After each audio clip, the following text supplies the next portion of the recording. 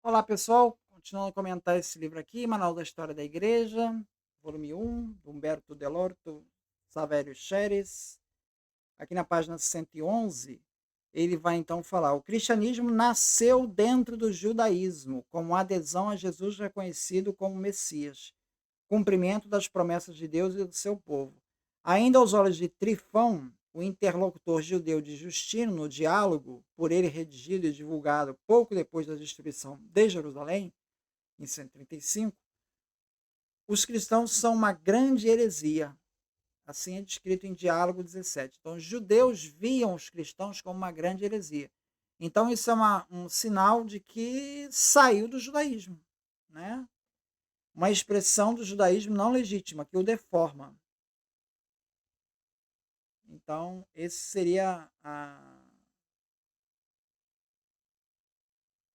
passagem, uma das passagens aí que mostra que o cristianismo, então, saiu do judaísmo.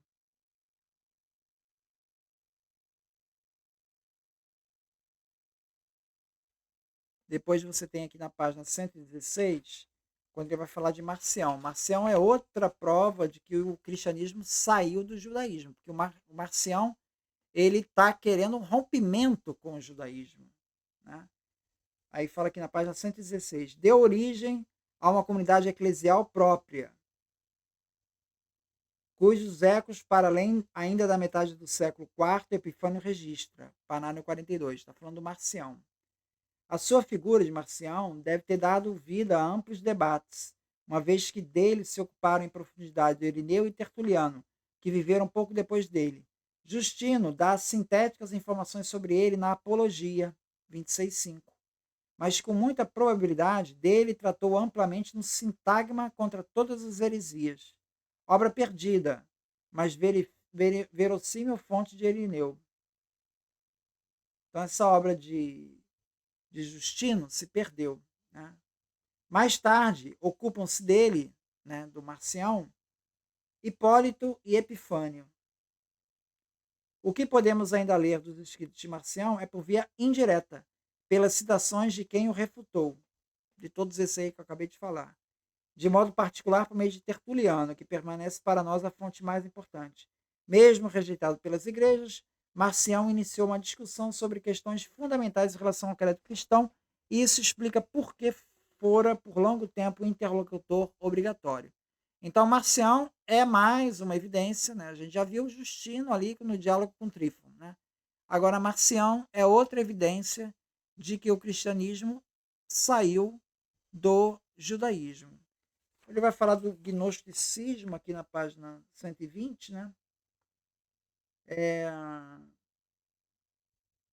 dá-se um conhecimento superior, segundo o gnosticismo, além da simples fé, que nos torna livres dos entraves desse mundo e garante a salvação. O seu conteúdo consiste em aprender que na própria interioridade habita uma centelha divina, uma semente incorruptível, o Espírito. Atinge-se esse conhecimento superior por meio de uma revelação secreta, dada aos espirituais pelo Salvador, e é transmitida pela cadeia dos mestres iluminados. Ele revela que na origem do mal está a matéria, extrema periferia do mundo divino, até ser sua resistência ao antagonista. A fonte do bem é o sumo Deus, fechado em seu silêncio, e na sua paz inacessível, salvo ao iluminado. Então, essa é a perspectiva, basicamente, aí do, do gnosticismo. Como nem em todos os homens há a presença de uma semente divina, compreende-se as diversas posições com relação ao anúncio cristão. Aos que param totalmente por fora, os materiais, aos que aderem com a simples fé, seriam os psíquicos, e aos que têm um conhecimento superior. Esses sim são os gnósticos, formando assim a verdadeira igreja, a igreja do alto.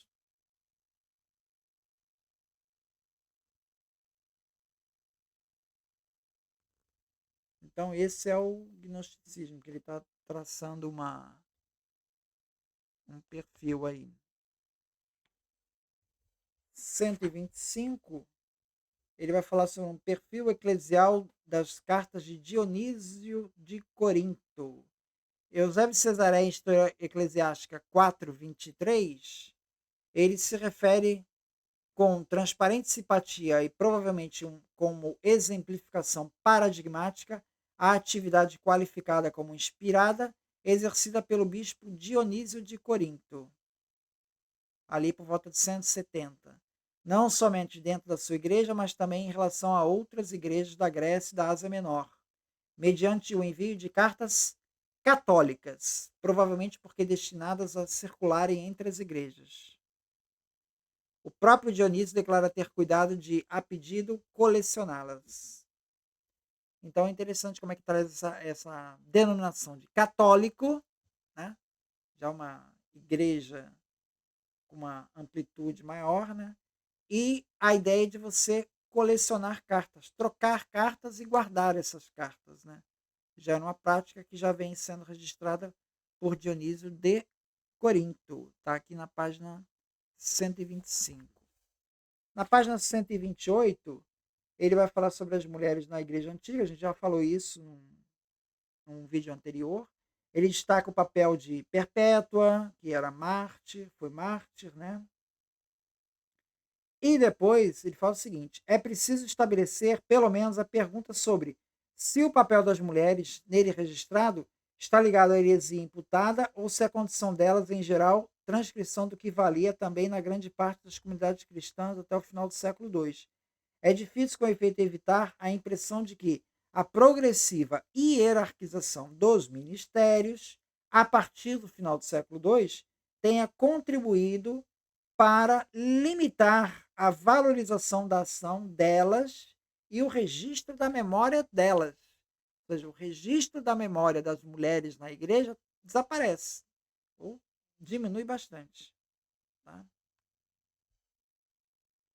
As críticas propostas de fora sobre o excesso de protagonismo de mulheres nas comunidades cristãs, formuladas por um filósofo como Celso, isso está no Contra Celso 355, e analisadas por um apologista como Tassiano, no livro Aos Gregos, no capítulo 33, onde ele exalta o papel das mulheres, são uma confirmação disso e fala da tensão entre contexto e comunidades cristãs.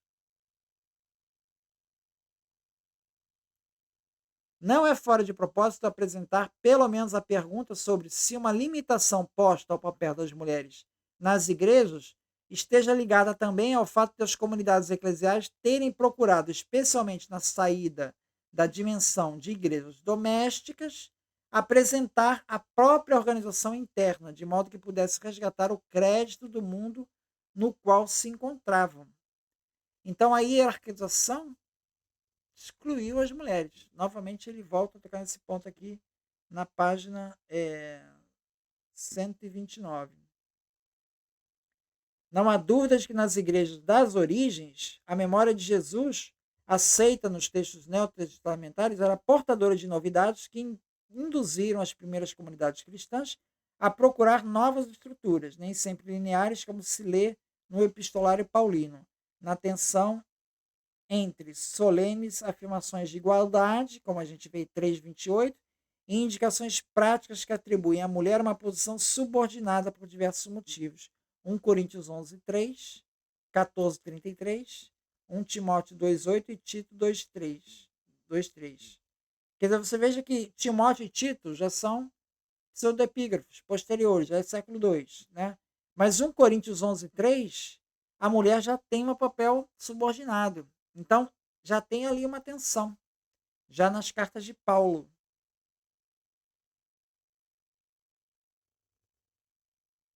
Então, se a mulher tem um papel de apóstola, de protagonismo no começo, também lá no começo já começa ali numa tensão, que no século II vai ser resolvido em desfavor das mulheres. Elas vão ter um papel diminuído. Muito obrigado, então.